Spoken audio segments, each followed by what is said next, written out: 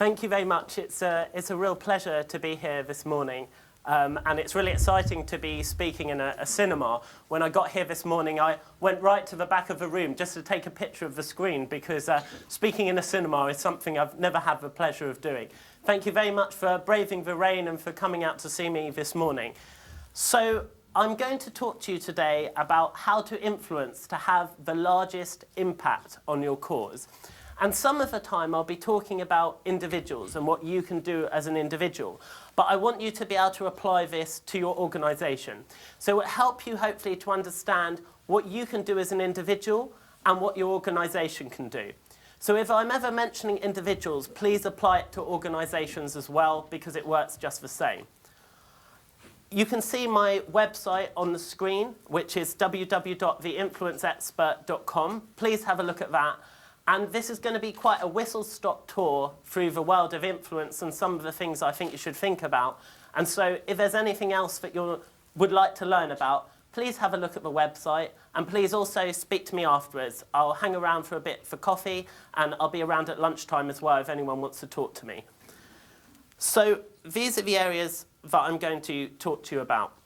I'm going to talk to you about why is it that I think that influence matters. Why is it that influence, especially in the modern world, is so important? And why do I think it can really make a difference to your cause? Now, I know that the theme this year of your conference is very much about fundraising. When I started off in the charity sector, I was a fundraiser. I worked for a very small charity. And a lot of my career has been spent in the charity sector. I was working at a charity that supported isolated older people on low incomes, and then I went to be the chief executive of a small national charity called the Small Charities Coalition. And the Small Charities Coalition helps small charities across the UK to better fulfil their mission. So I have quite a lot of experience in the sector. And I also am particularly interested in charity governance. And I set up an organisation called Young Charity Trustees, which encourages young people to join charity boards. And I'm going to use Young Charity Trustees as a bit of an example today of using influence to spread your message. But also, if anybody's interested in bringing younger people onto your boards, please speak to me or look up our website, and I'll hopefully be able to help you a little bit. So I know that your conference is about fundraising, but the techniques and things I'm going to teach you and the things I'm going to get you to think about will hopefully be applicable for you having an impact, as was said, on policy, getting more volunteers, rallying people to your cause, convincing people that what you're doing really matters. Because out there in the world right now, there are so many different causes that people care about. There are so many pressures on people's time, particularly in the modern world. And so I want to show you how you can influence people to make sure that the attention is on you, your charity, and your cause. So as well as discussing why influence matters, as I said, I'll explain why it's a bit different in the modern world and some of the opportunities that we have. I'll talk about online influence and offline influence and how they come together to apply to your cause. I'll give you some practical steps to take away so that you can start increasing your influence and the influence of your cause as soon as you come back slightly jet-lagged from this conference. And I'm going to give you a bit of a challenge that I hope you'll join with me in taking away something that I'd like you to do. Also, I will leave some time at the end for questions. But if anybody wants to ask me a question afterwards, not everybody likes to speak in front of an audience, I'd love to speak to you. And if anyone is on Twitter, please look out for 2 accounts I run, Influence Expert and Alex Swallow. And if anyone is, you're very welcome to have your phone out right now. If it goes off, I won't shout at you too much. And please tweet away if there's anything that you'd like to share. One of the most important things I think about influence is it's about finding ways to share your experiences beyond the people that you know in person. So it's really important, and as I'll go on to explain, online is a great way to do this, to think about how you can get your messages out into the world. Okay, so first I want to talk to you about why influence matters. And to do that, first I'm going to ask you 3 questions. And I need some audience participation, but you don't actually have to say anything. You just have to put up your hand if this applies to you. So please put your hand up if you'd like to change something about the world. Anything. Anything at all. Oh, we've got 2 hands at the back. I like that. Fantastic. Okay? I was kind of presuming with this crowd that a few of you would have your hands up. Terrific. Please put your hand up if you've already influenced people to support your cause. So if you've influenced people to make a donation, if you've influenced people to find out about your charity. Again, I was thinking that might be quite an easy sell to this crowd. Fantastic. And I suppose also, if anybody was feeling a bit unsure about this, the people around them putting their hands up hopefully encouraged them a bit as well. So thank you. And finally, please put your hand up if you can think of a group of people or a person who you would like to influence. So would you like to get more supporters? Would you like to raise more money? Again, thank you very much. Again, I hope that would be a yes. Because I know there are people in this room who have already done so much for the cause that you all work towards, and probably many other causes as well. But there are always more people that we can get to. There are always more people that we can influence, more people who want to donate to our charity, more people who want to support our cause. So the reason why I think influence is so important is because ultimately, if you have influence, then you can have impact. And what I mean by that is, if you, I'm going to step to the side a little bit and come out and see you. If you have some influence over other people, if you're able to spread your message, then you can start to have an impact on the things that matter to you. So very simply, in fundraising terms, unless you can influence people to donate to your charity over the hundreds of thousands and millions of other charities out there, then you're not going to have the impact that you want.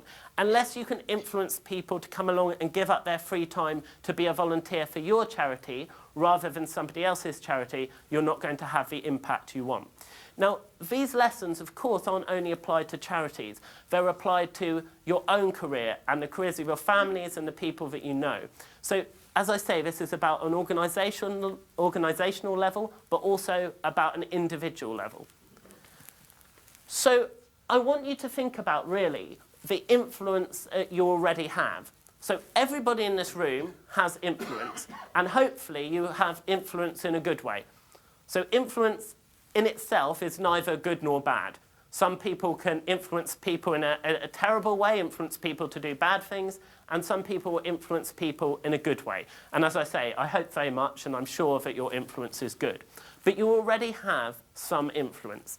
So even if you're a person who thinks just to yourself, I don't have influence over very many people, if you think of the people in your own family or your friends or the people who you more generally socialise with or the people you work with or the people at your religious group or your club, there are lots of people who you have day-to-day interactions with that you start to influence. And more than that, especially if you're doing the work that many of you do, you'll influence a much wider section of society. You'll influence the people your charity supports. You'll influence the people who work for and who volunteer for your charity. You might influence the media to start reporting stories about the cause you care about. So you already have an influence. And what we're talking about here is how to make that influence even greater.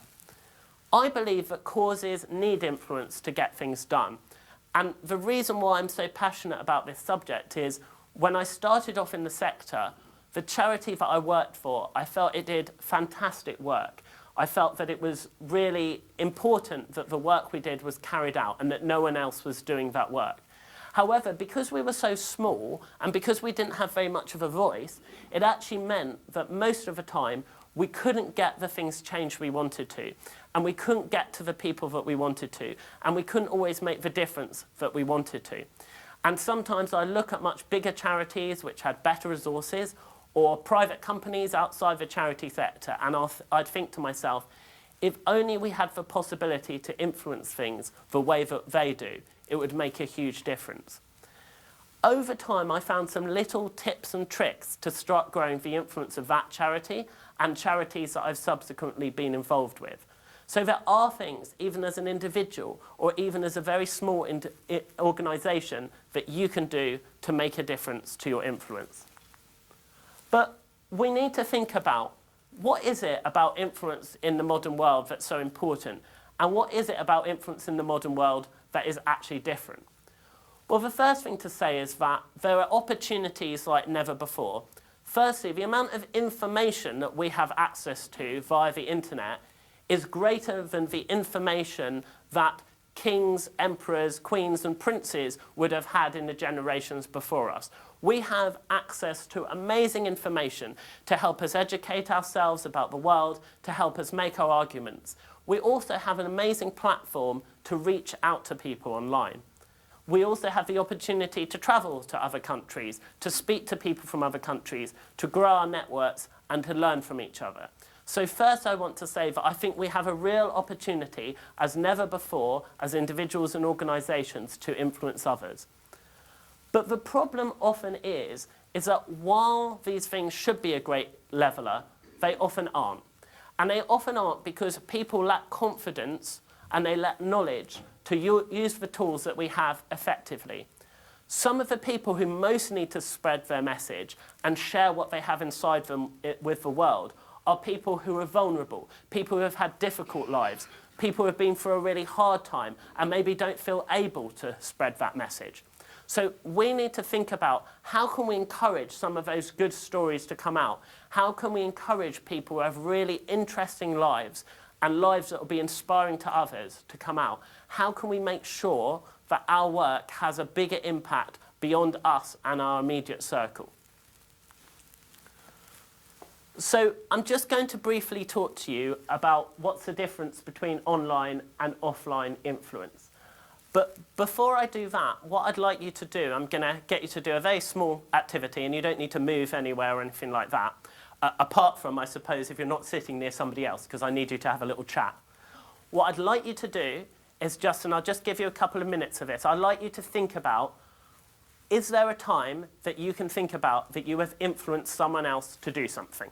And it can be absolutely anything, from getting a speaker to come along to an event, to getting someone to make a donation, to getting your child to do the washing up, or picking their socks up off the floor, anything you like. But I'd just like you to have a small conversation with somebody you're sitting near in order to think about how you've used influence in the past. Okay, and I'll stop you in a couple of minutes. Okay, please have a little chat. Yeah, I'm sorry, thank you guys.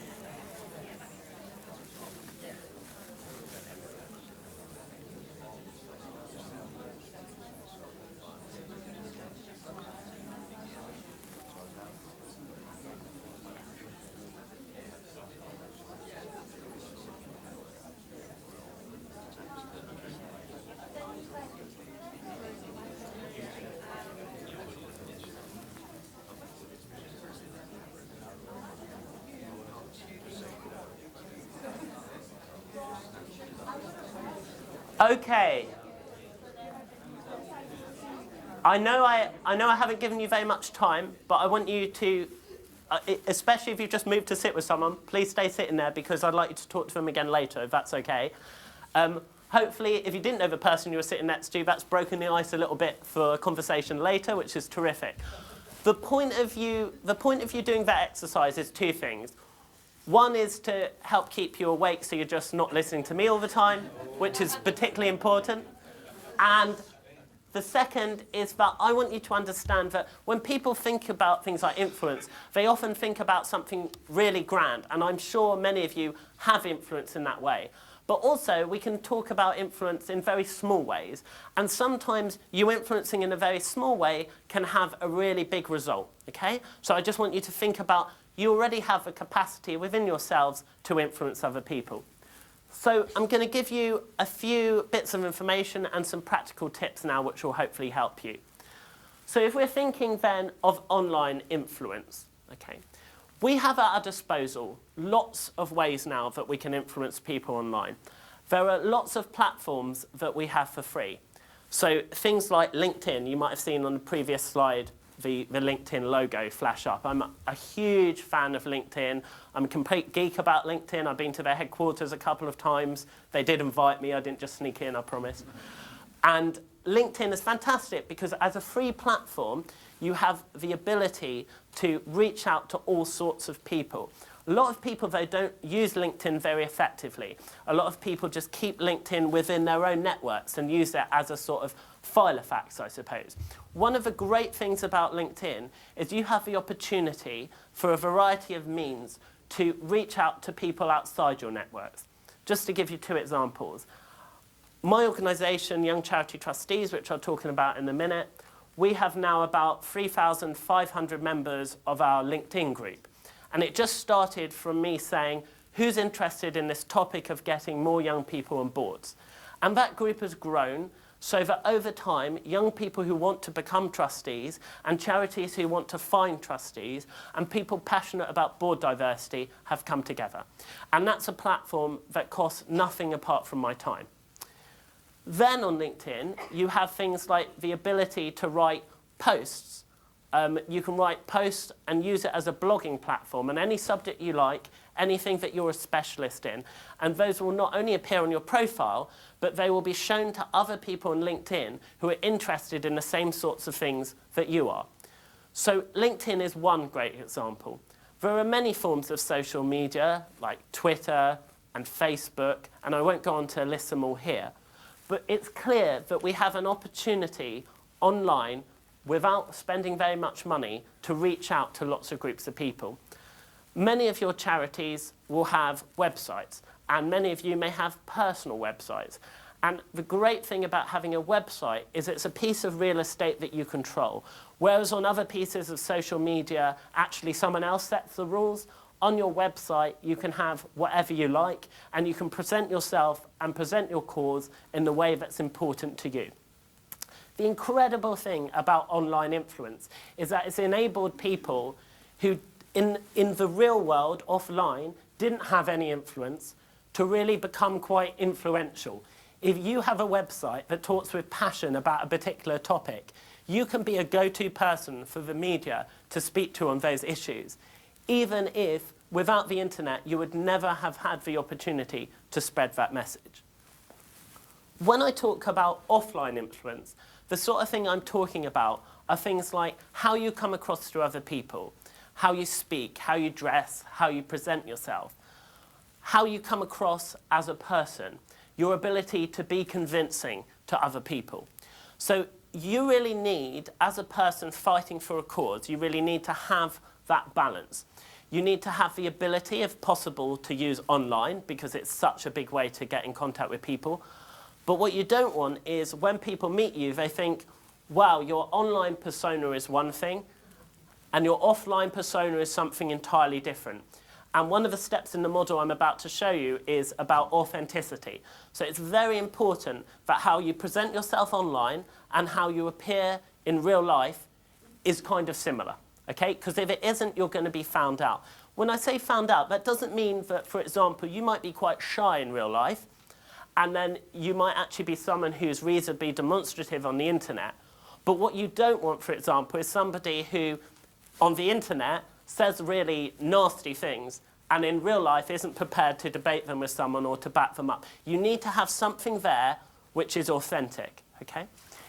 Also, when we're thinking of offline influence working with online influence, the sort of example I mean is it's something very, very simple. So, for example, last night when I went to the event, I met somebody at the event who I then linked to online. And then we can look up each other and continue our relationship that way. Because once you go online, you can find out all sorts of things about the professional life of other people, how you might be able to get into their work and them into yours, how you might be able to collaborate for the greater cause. So in order for it to work effectively and for you to influence effectively, you need to find a way to make sure that the online and the offline work together. As an example of supporting your cause through influence, I wanted to give an example of my organisation, Young Charity Trustees. Now, I'm sure there's millions of other organisations that would be good examples of this, but because this is something I'm passionate about, I'm going to speak about it. So I became a trustee in my mid-20s, and I realised that there were very few young people who were trustees, very few people my age or younger than my age. And can anybody guess, and I'd just like to shout it out, the average age of trustees in England and Wales, according to the research that was done a few years ago? Anyone got any idea? 68. Oh, someone says 60, that was close, okay? It's 57. 57. I call it the Heinz number, okay? So basically, 57 is the average age, okay? Now, when I began to think about this, I thought that actually there are a lot of young people who are passionate about causes and have some time to give. There are a lot of young people who want to build up their experience and learn about the charity sector.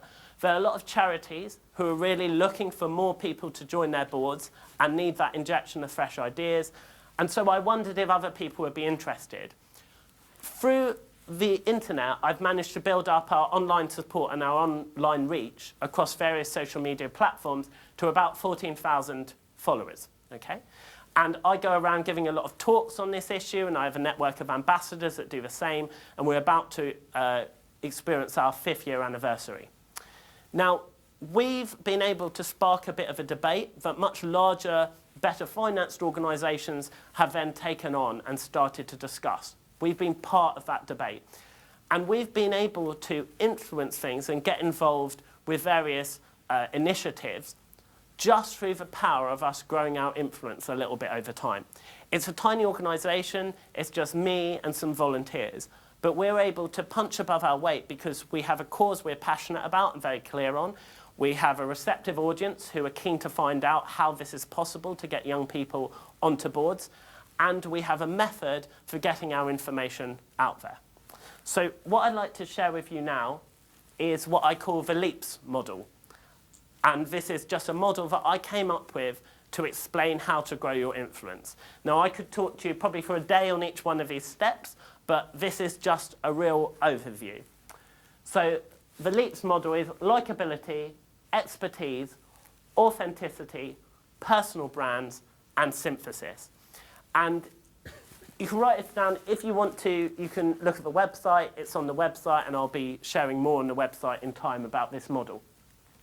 And what I tried to do in bringing this model together was just to say, what are some of the things that I've learned about influence and which help me to grow my influence and have the impact that I want to have, and how can I look around at examples of other people and how they grow their influence.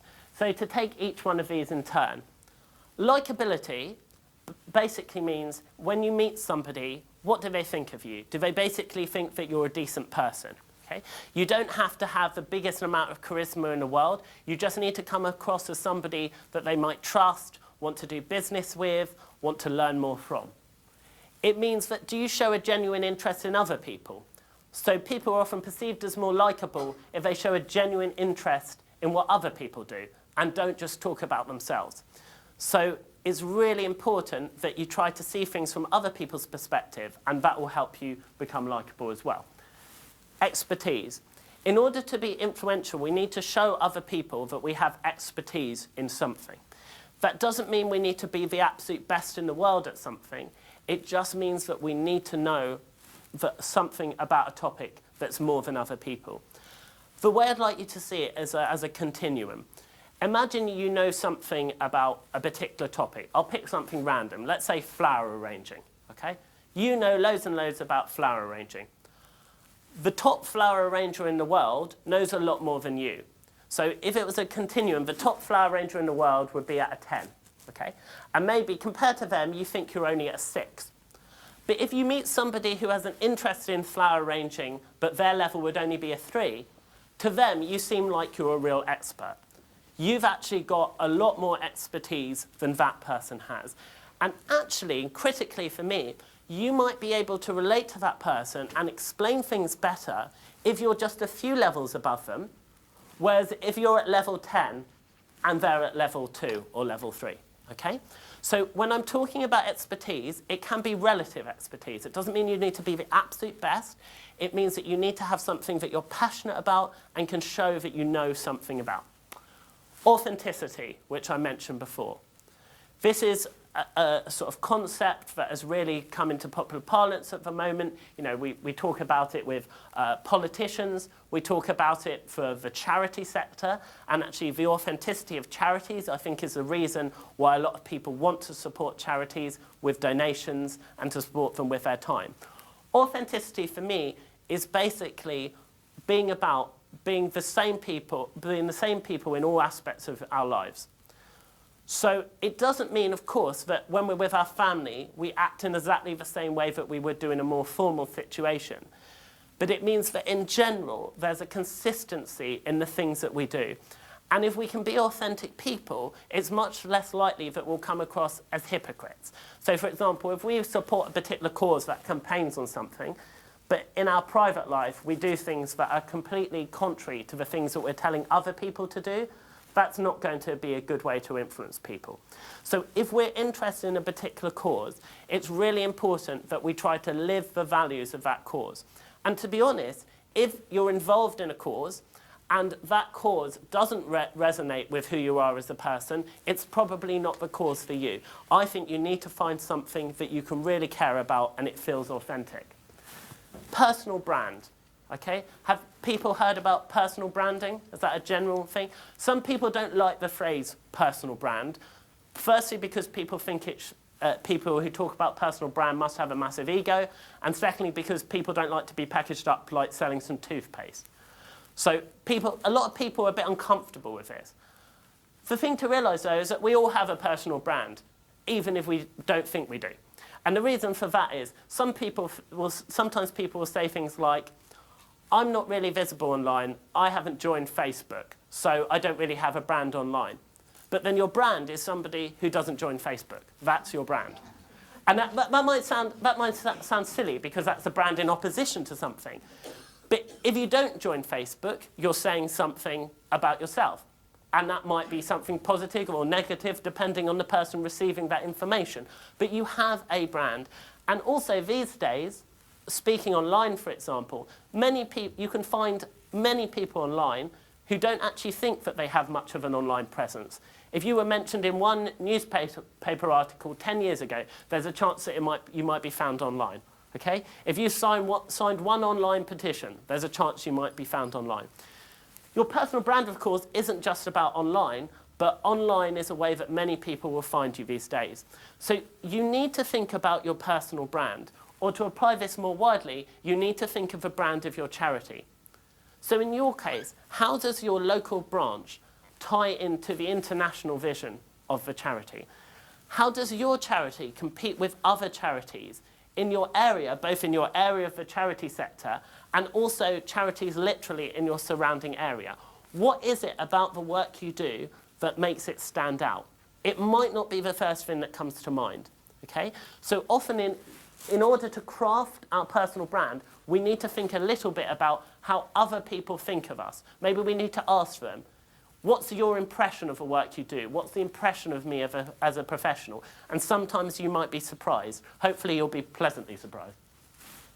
And synthesis basically just means bringing all these things together. So if you have a strong personal brand, but it's not authentic, it's not going to work. If you don't have enough expertise, you're probably not going to develop a good personal brand. If you have the other things, but you're not a likable person, you're probably not going to be effective in the way that you want to. And by likability, by the way, I don't mean somebody who's sort of, smiley and jokey all the time. I just mean somebody who's the sort of person you'd like to talk to and find out more about. Okay. So, before I go on to my challenge for you, these are just some other practical steps I'd like you to take away that will help you. The first thing is to support others. So especially when you're trying to grow your influence, if, say, you don't have much of a presence online, or if you're a small charity that wants to get bigger, you need to think about how is it that you can support others and get other people to support you. And one of my frustrations sometimes about the charity sector is that I think people care about their charity more than the cause. But I always care about the cause more than the charity. So if I see other people doing good work on areas that I care about, I want to champion and support that.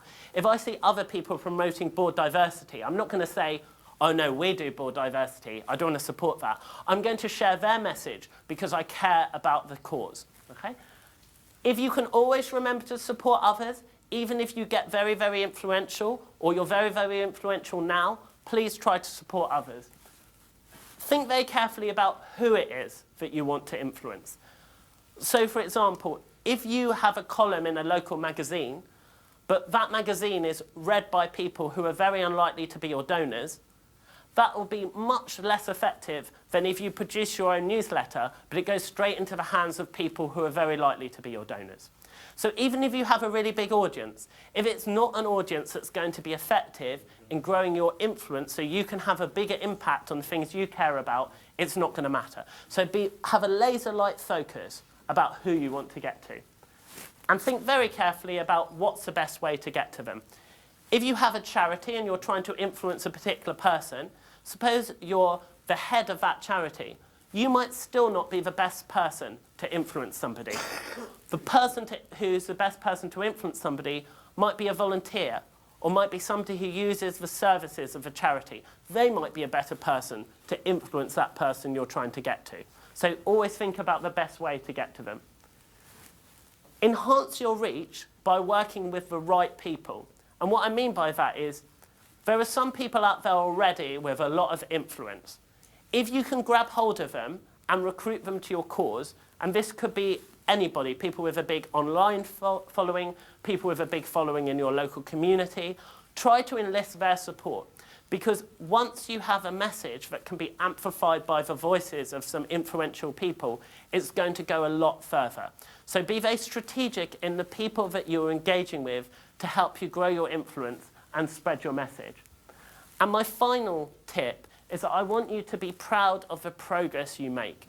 As human beings, we're often very harsh on ourselves. So I do it myself. I say to myself, I really want to be there one day. I've got this ambition and I really want to fulfill that.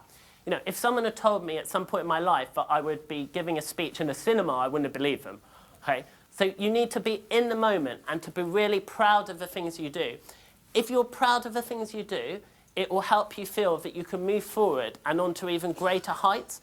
So if you have a fundraising target and you reach it, celebrate it, be proud of that, and it will help you go on to smash it the very next year. Okay, so I want to ask you if you can see, if you're ready to see what you can achieve, like this bird has by eating Arnold's bird food. I want you to see if you can push yourself to make a difference in the field of influence. And I'm going to set you a challenge. So this challenge is something I'd like you to take away and to take action on. But to give you a chance to think about it, I'm going to again let you have a conversation with the person that you're sitting next to. What I want you to do in this challenge is basically to challenge yourself to influence a particular person or a particular group of people that you think it would be hard to reach. Okay? So you might want to influence them to spread the word about your charity. You might want to influence them to make a donation. Okay? It could be the great and the good. It could be the mayor of your town. It could be the head of a local newspaper. But it could be just somebody in your community who never gives money and you want to influence them to give money to your cause. Okay? It can be whoever you like. But to not make it too ambitious, I just want it to be one person or one group of people. Okay? I'm not going to ask you to share it with everybody, and for some of you, you might need more time to think about it. But what I'd like you to do is to talk to the person next to you about somebody you think you might like to influence. And if you don't have any ideas, listen to their ideas and try to build something in your mind, one person you'd like to influence, okay? So I'll give you a few minutes to talk to the person next to you. Thank you.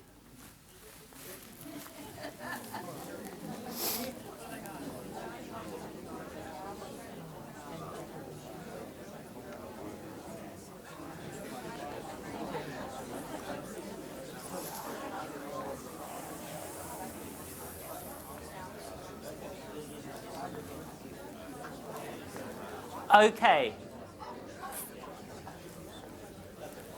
Thank you, everyone. Again, I'm sorry to interrupt you, and thank you for getting involved in that. Again, the point of that exercise is not that I expect you to come away and have a crystal clear plan as exactly who you're going to influence and how you're going to influence them. The point of that exercise is just to encourage you to dream big, basically, because we all set limitations on ourselves about the sort of things that we're going to be able to do.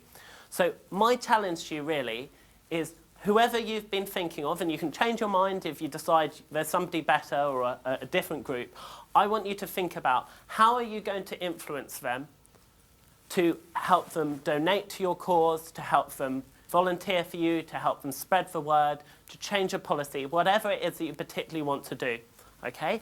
And whether that is a success or it isn't, I'd like you to apply some of the principles that I've shared with you and also have a look at the website and have a think about how is it that by growing your influence you can have more of an impact on the things that you care about. So just to wrap up, firstly, if anyone wants to find out more, if anyone is on LinkedIn, please find me, Alex Swallow, on LinkedIn if you'd like to link to me on there. And I want you really to think about how you can use influence in your own lives. What we've discussed so far and what we've really looked at is why is influence important and how does it work in the modern world? Why does it matter for you and for your cause? And what's the difference between online and offline influence? I gave you a few tips that are hopefully practical and that you can take away. And finally, I've just set you that challenge. Okay? Please take the challenge seriously because I'm never going to check up on you. I'm not going to find you. It would cost me quite a lot of money to go around the world and find you and knock on your door. But you know, and if this is something that you think would be helpful for your cause, then please do it. And if not, please don't worry about it. But if you can set yourself that challenge, that's fantastic. So before I say thank you, does anyone have any questions that they'd like to ask publicly? And if not, I'm happy to stay for a coffee and chat. Does anybody have any questions they'd like to ask? Yeah. Alex, thank you. I'm interested in your thoughts around attracting young trustees to boards. I think your point was well made around diversity on boards, and we are, as an organisation, very conscious of trying to attract a younger audience to variety. So your thoughts on that? Oh, brilliant. That's almost like a planted question. Thank you. Terrific. What I'd really say on that is I often feel that my time with young charity trustees is like running a dating agency. And the reason for that is you have young trustees over here who are, or potential young trustees, sorry, who are brilliant. They're really passionate about something. They've perhaps studied something at university that they're passionate about, and they've got the skills and they've got time to give. And over here, they're not confident. They think nobody will want them. They'll muck up everything for the charity. The budget will go down the drain. Okay? And over on this side, you've got charities who are doing incredible work and have been doing it for decades, if not centuries, have people who are passionate about their cause, have people who are desperate to get people with new ideas and everything in, but they're not confident that the young people will want them. And a lot of the time, what it's really about is building up confidence on both sides. Letting people know that letting charities know there are young people out there who want them and vice versa. And often when I encourage people to set up their boards in a way that will attract young people, the recommendations I give are actually recommendations I'd give to attract any new trustee, whether they're young or not.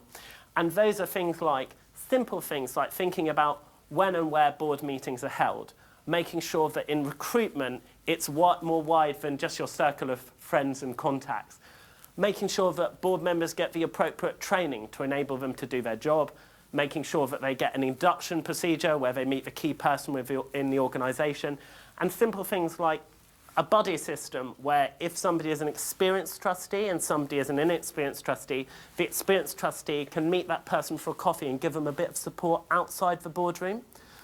Most of the time, it's very, very simple steps. The key is just having that confidence on both sides that a lot of people sadly don't have. Yes. I've got time for one more question if anybody would like. Okay.